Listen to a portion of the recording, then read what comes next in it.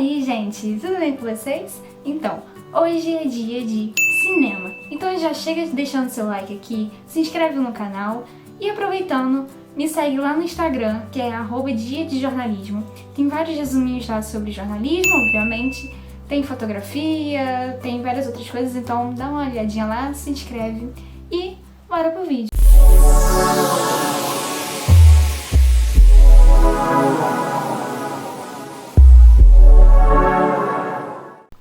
Então, gente, esse vídeo aqui é basicamente a continuação do anterior sobre fotografia, porque fotografia e cinema eles andam juntos ali na história. O cinema mesmo ele começou lá em 1872, com uma experiência aí de Edward Muybridge, em 1872. Ele percebeu numa corrida de cavalo que em certos momentos os cavalos eles ficavam com as patas suspensas no ar, né? Então, o que ele teve a ideia aí? Ele botou 12 câmeras, uma do lado da outra, e aí ele fotografou todo o movimento do cavalo durante a corrida nessas 12 câmeras, foi tirando fotos, né? E depois juntou tudo e percebeu que dava um movimento, né? E ele conseguiu fazer um movimento contínuo com aquelas fotos. É a mesma coisa aqueles desenhos que você faz, por exemplo, no post-it e vai passando e vai fazendo movimento. É a mesma coisa. E ele deu o nome a essa experiência de Horse in Motion. Vou deixar aqui pra vocês uma fotinha de como foi essa experiência, né? E aproveitando, não só vou deixar a fotinha aqui, como eu vou deixar um vídeo meio que explicativo aí de como funcionou essa experiência, né? Então, assistam o vídeo aí.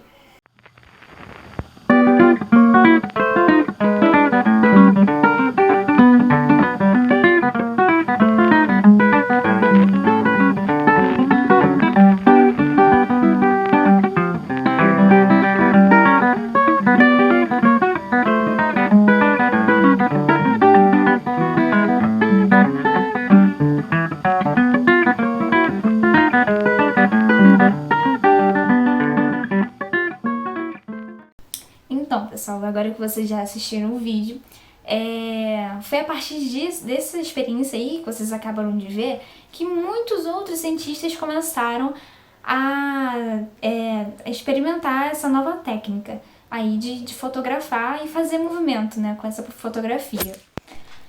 Então, gente, não sei se vocês lembram, mas no último vídeo eu falei sobre os irmãos Lumière, né, mas eu não me aprofundei muito neles. Então agora a gente vai falar mais sobre eles.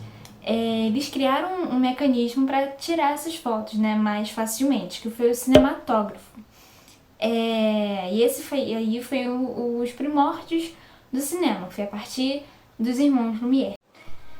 E aí, né, surgiu o cinema, a primeira forma de entretenimento aí, né, e eles começaram a fazer filmes sobre a realidade, mas eles não ficaram só nisso. Eles começaram a criar histórias de ficção, né, para o cinema, e eu vou mostrar agora para vocês o primeiro filme que foi feito por eles, que foi a cena do trem, muito famosa essa cena. Não sei se vocês conhecem, mas quem conhece vai ver de novo, e quem não conhece vai ver agora. Eu vou passar o vídeo aqui para vocês assistirem o primeiro filme aí, né.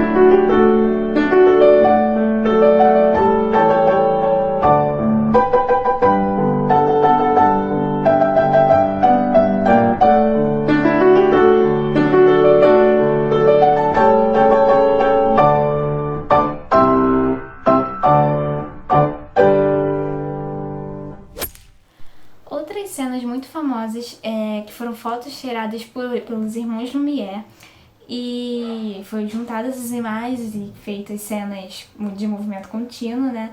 Foi a saída dos operários da fábrica. Vou passar aqui também para vocês darem uma olhada. e conhecerem essa cena que é tão importante e conhecida aí no mundo do cinema, né?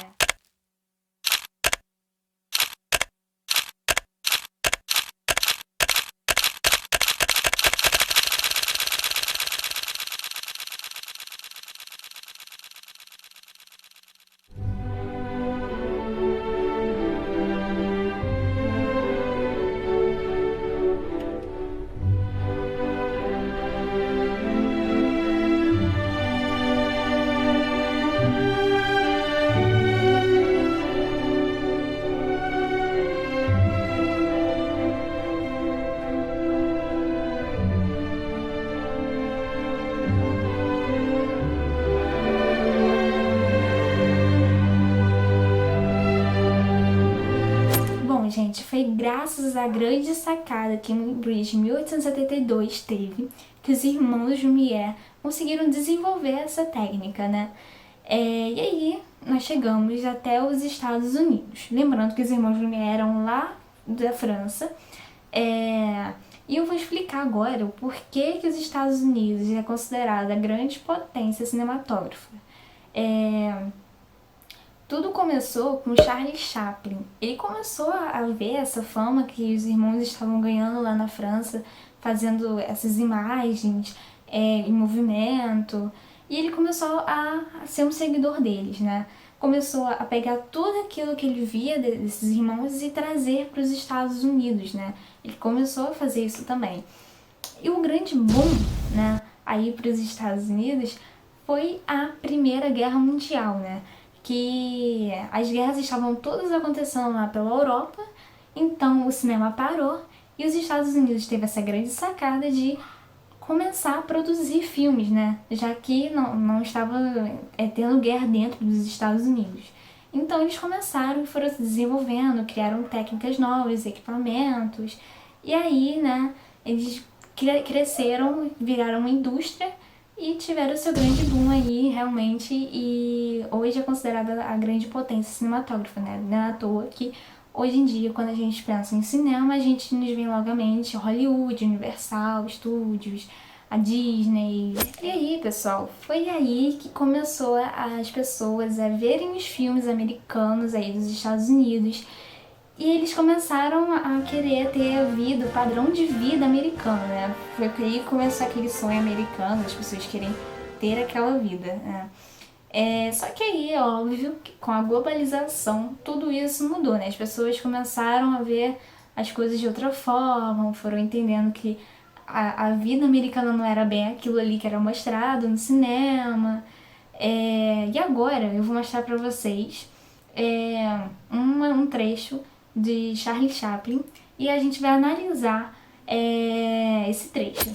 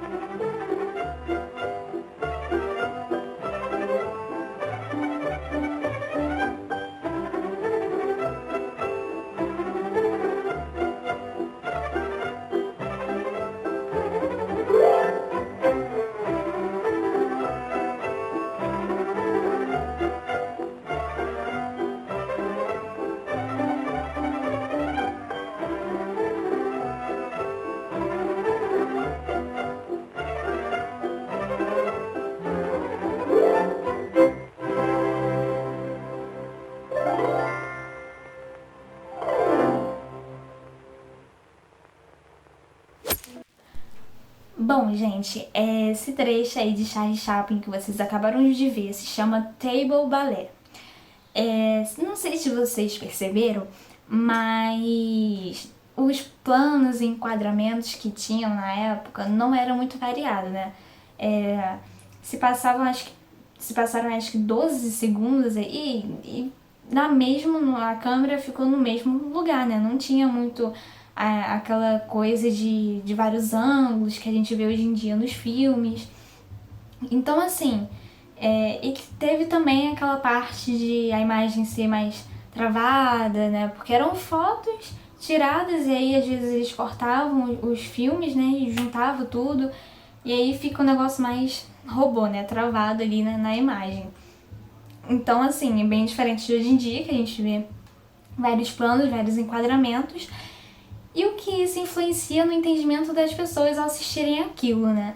Porque você vê uma cena de vários ângulos, dá pra você entender melhor o que aquela cena quer passar, né? A mensagem que aquilo ali quer passar. Não que a cena de Charlie Chaplin não dê pra você entender o que ele quer passar, a mensagem que está sendo passada, mas melhora o entendimento, né?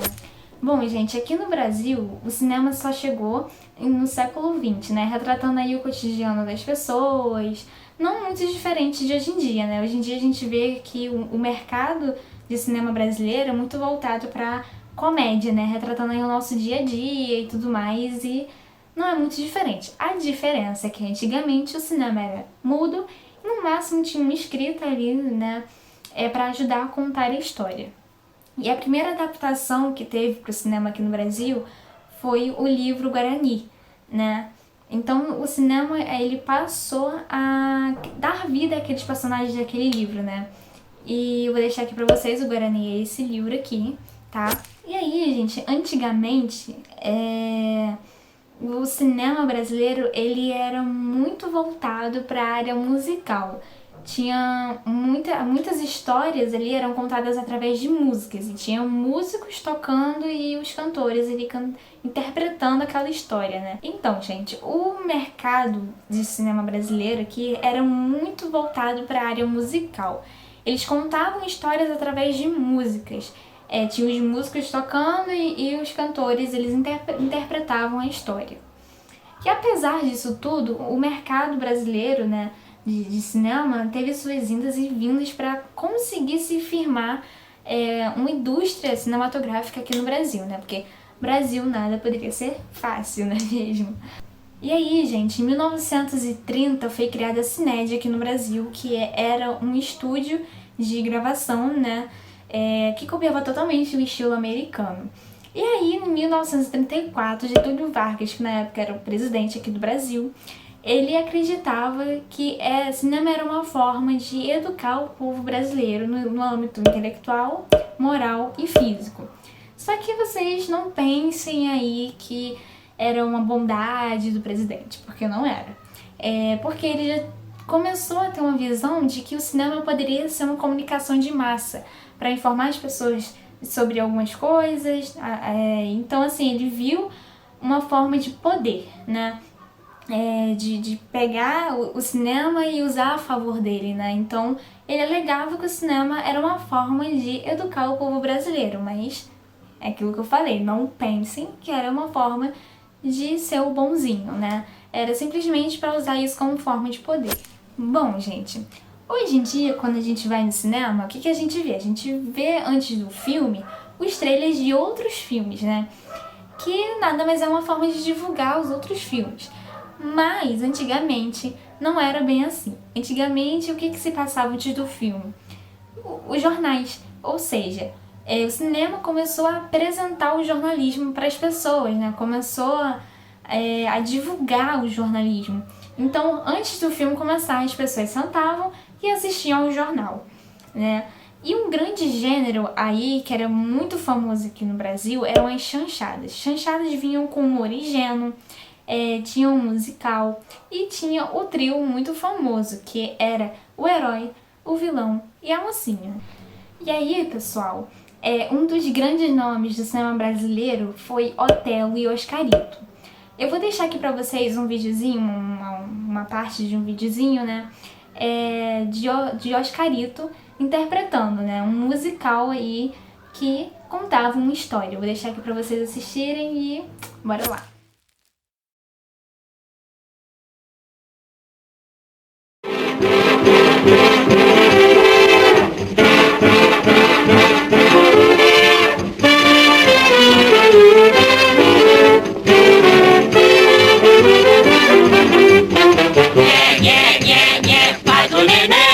Chegou a hora de mamar.